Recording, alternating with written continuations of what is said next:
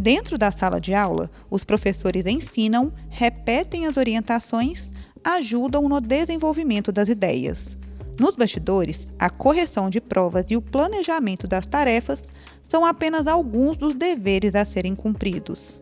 Essa rotina tem refletido na saúde física e mental dos docentes. Os professores se dizem mais deprimidos, esgotados, ansiosos, com quadro de pânico, etc., por múltiplos fatores. Talvez o mais visível deles seja a condição de trabalho ou as condições. O reconhecimento profissional, a questão remunerativa, as questões de infraestrutura das escolas, o sistema de uma maneira geral, pouco valorizador do professor. Enfim, nós temos um quadro chamado de condição docente muito precarizado. Então, no ponto de vista genérico, o que faz os professores se sentirem cada vez mais em condição de sofrimento mental é em decorrência das suas condições de trabalho. A partir da pesquisa Docentes em Estado Depressivo, o professor Marcelo, que atua na linha de pesquisa Psicologia e Psicanálise em Educação, compartilha alguns resultados. A pesquisa aponta para 3 conclusões que talvez seja interessante de apontar. Uma delas é com relação a uma certa desistência docente, uma desistência de ensinar.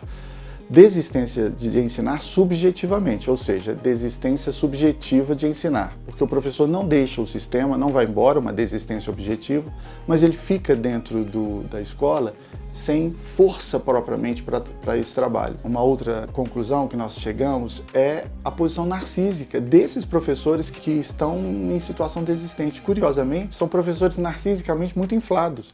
Um palavrão do aluno o ofende massivamente, ele se sente extremamente ofendido com uma indisciplina, com um palavrão, com uma dissonância de dentro do sistema, com aviltar-se a pessoa dele. E aí uma terceira e última conclusão é justamente a conclusão de que, como esse professor é um desistente, ele desistiu inclusive dos saberes.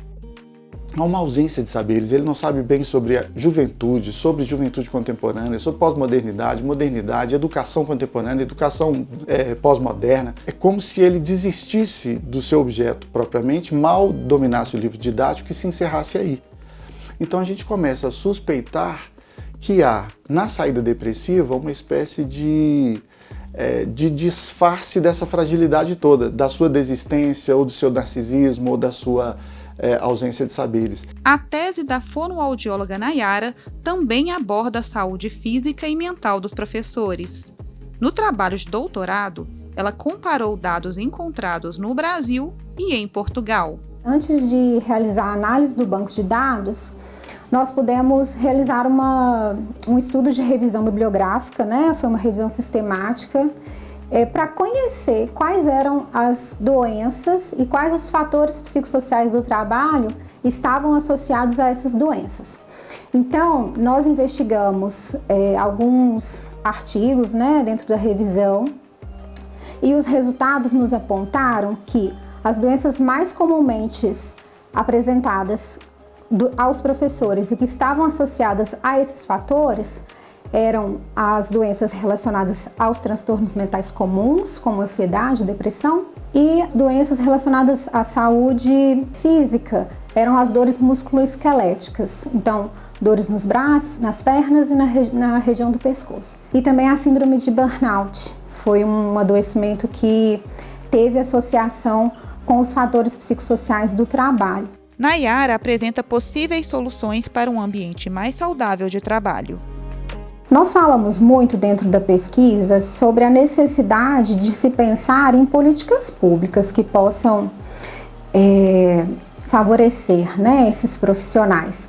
Medidas e ações que possam pensar na questão da valorização profissional, do apoio social dentro da escola, medidas que possam pensar também na questão da segurança do professor, da carga horária de trabalho, tempo de trabalho, né, que ele demanda dentro da escola. E também é importante a gente, eu como profissional de saúde, pensar nessas possibilidades de prevenção e de promoção da saúde e desse apoio mesmo dos profissionais de saúde na inserção, né?